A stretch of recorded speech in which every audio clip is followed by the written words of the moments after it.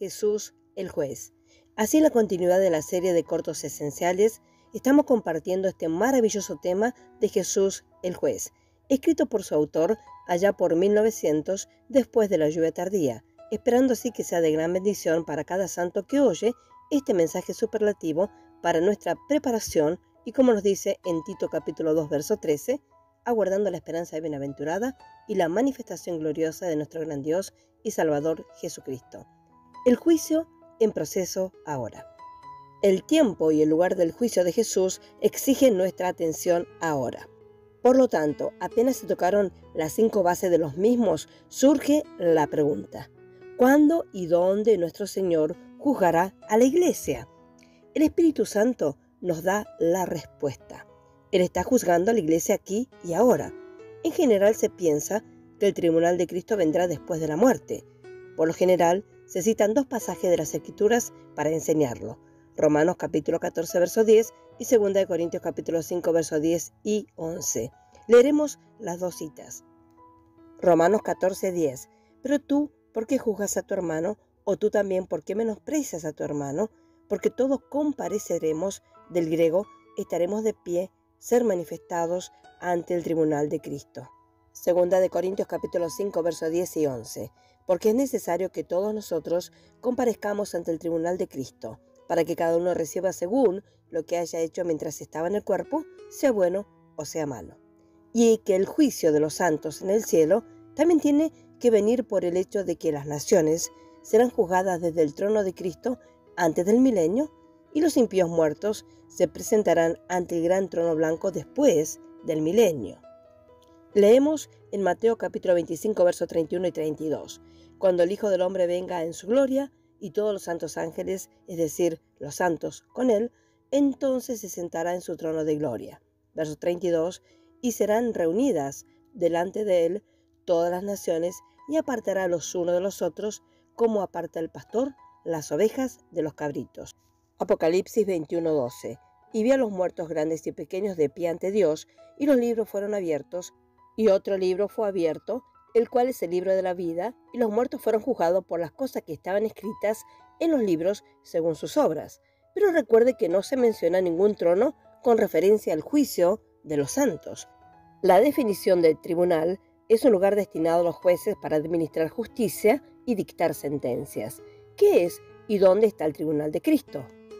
Leemos en Juan capítulo 19, verso 13. Entonces Pilato, oyendo esto, llevó fuera a Jesús y se sentó en el tribunal llamado el enlosado, y en hebreo Gabata. La palabra griega traducida asiento de juicio o tribunal es vematos, de vema, asiento de juicio. Esta palabra significa simplemente un lugar, un paso elevado, un tribunal para hablar de o desde el que habla. Jan nos dice que significa una huella. Observe cuidadosamente lo que Juan escribió acerca de Pilato. Él se sentó en el tribunal, en el vema, en un lugar llamado el enlosado o pavimento. El pavimento era un mosaico de piedra cerca del palacio de Pilato. Fawcett nos dice y nos informa que el asiento de juicio tribunal de Pilato generalmente estaba en su palacio, pero en ese momento en particular estaba en el pavimento, es decir, en el enlosado. Qué sencillo fue ese tribunal de Pilato.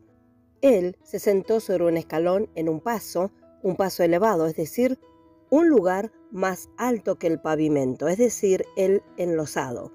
Y Jesús estaba delante de él en la acera o pavimento. Si el asiento tribunal de juicio de Pilato, donde Jesús fue juzgado injustamente, era movible, ¿por qué no puede el tribunal de Cristo también ser movible?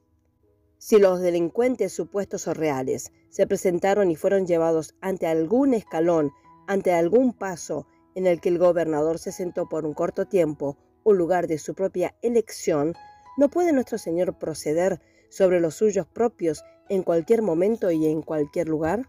La hora y lugar del tribunal de Pilato fueron determinados por las circunstancias. Él era el hombre en autoridad y tenía el derecho de juzgar según y cuando y donde él quiera. Y no es el Señor Jesucristo, el hombre en autoridad, teniendo el derecho de juzgar cuando y donde quisiera, y él así lo va a hacer.